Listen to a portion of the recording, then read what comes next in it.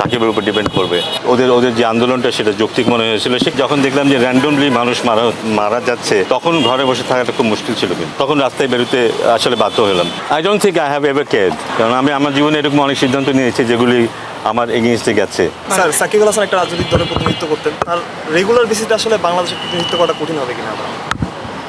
How I know, এটা depend করে cricket বোর্ডের উপর ডিপেন্ড করবে, সাকিবের উপর ডিপেন্ড করবে। সে যদি খেলতে চায়, তার যদি খেলার অবস্থান থাকে, দলে যদি তার জায়গা হয়, এবং এবং এবং সিলেক্টর যদি তাকে বলে হ্যাঁ তুমি খেলবে, তাহলে হয়তো সে খেলতে পারে। সে কন্ডিশনগুলি ফুলফিল যদি করে, সে খেলতে পারে হয়তো। আন্দোলনের সময় ইনভলভ হওয়াটা মানে শেষের দিকে খুব জরুরি ছিল।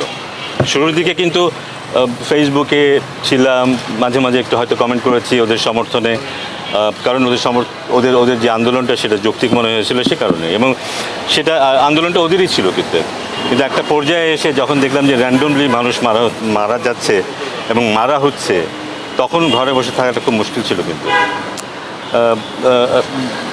যেটা খুব স্ট্রাইক করেছিল সেটা হচ্ছে যে ছেলেরা নট নেসেসারিলি যে শুধু পাবলিক বিশ্ববিদ্যালয়ের ছেলে, নট নেসেসারিলি যাদের স্বার্থ আছে তারা না, কিন্তু সবাই মিলে যাদের কোনো স্বার্থই নেই, যাদের এই আন্দোলনের সাথে যাদের কোনো কানেকশন নেই, তারা পর্যন্ত যেভাবে ইনভলভ হয়েছিল একটা ভালো কজের জন্য, সেটাই একটা বড় মোটিভেশন ছিল। এবং আমার মনে হয়েছিল যে এটা যদি না করি নিজের কাছে একটা অপরাধবোধ কাজ করবে। কিন্তু যেখানে শুধু ছেলেরা না, আমাদের মেয়েদেরকে যেভাবে ইনভলভ হতে দেখেছি, তারপরে কিন্তু আর থাকা যায়নি। এবং শেষে যখন দেখলাম যে খুব র্যান্ডমলি মারা হচ্ছে, তখন রাস্তায় বেরোতে আসলে বাধ্য হলাম। শেষের দিন যেদিন আমরা সকল স্বাধীন হলাম, সেদিন কিন্তু আমি যখন বেরিয়েছিলাম অনেক ছেলের মতো, কারণ অনেক ছেলে কিন্তু বাসার থেকে পারমিশন নিয়ে জানি, কিন্তু আমিও তাই, কিন্তু বাসায় জানতো না যে আমি যাচ্ছি, কেন বললে হয়তো যেতে দিত না, তো আমি চলে গিয়েছিলাম ওভাবেই। সো আই এম গ্ল্যাড যে I could be part of it. এটা না হতে পারলে আমার নিজের থেকেই আমি অপরাধ বোধ করতাম। আপনারা একটু পেছন থেকে সরেন না ভাই, আপনারা কেন রিয়া দিকে সরে দেন না ভাই। আজকে ঘটনাচক্রে জানতে পারলাম যে মেয়েরা এখানে আসছে প্র্যাকটিস করতে।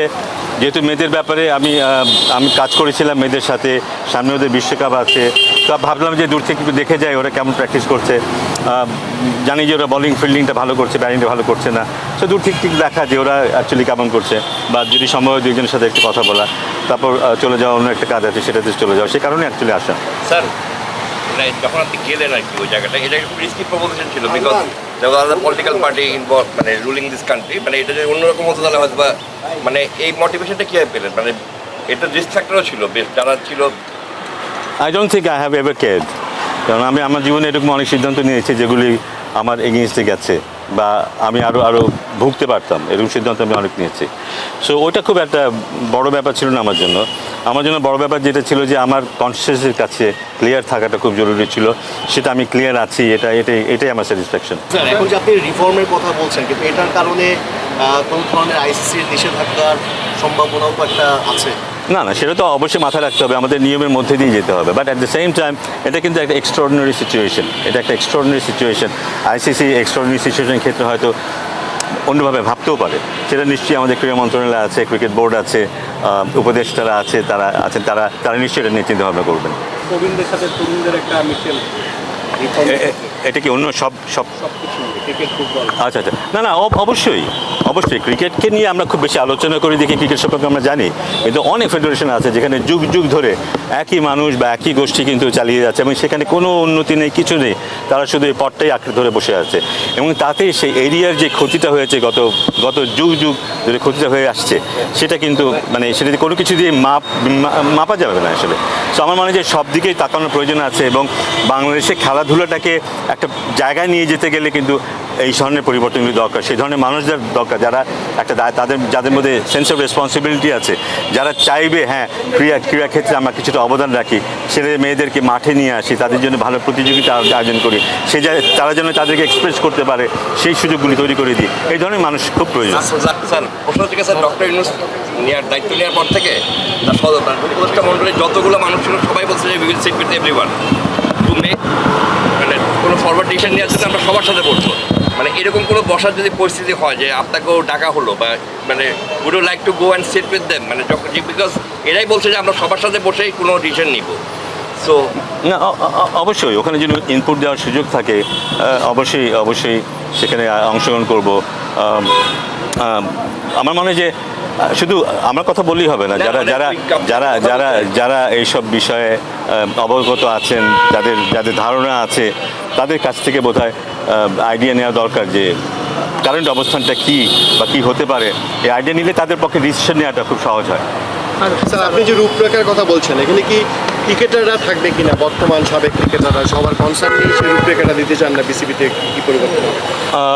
নিশ্চয়ই আমি আমি আমি যদি ফর্মালি কিছু করি আমি নিশ্চয়ই আলাপ করব ক্রিকেটারদের সাথে বলি, বা যারা বিদগ্ধজন আছেন তাদের সাথে আমি আলাপ করব এবং তাদেরও আইডিয়া নেওয়ার চেষ্টা করব। কারণ আমি চাইবো একটা একটা কম্প্রিহেন্সিভ একটা রূপরেখা নিয়ে আসতে, যেটা দিয়ে আমরা আমরা হয়তো সাহায্য করতে পারবো। এখন যারা যারা দায়িত্বে আছেন তাদেরকে সাহায্য করতে পারবো। আমি আবারও বলি, it's not about me or যাদের কথা আমি মাথায় আছে যারা যোগ্য তা না, কিন্তু যেটা যেটা উপদেষ্টা কিন্তু বলেছে যে তারা তারা চায় সিস্টেমটাকে ঠিক করতে।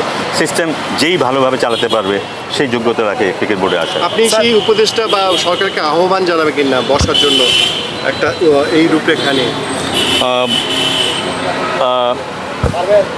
আমার মনে হয় যদি সরকার যদি চায় সেখানে আমার অংশগ্রহণ করাটাই বোধ হয় বেটার হবে, instead of me asking them to come to me. So তারা যদি চান আমি নিশ্চয়ই এগিয়ে যাব, আমার দিক থেকে কিছু বলাতে একটা কথা যে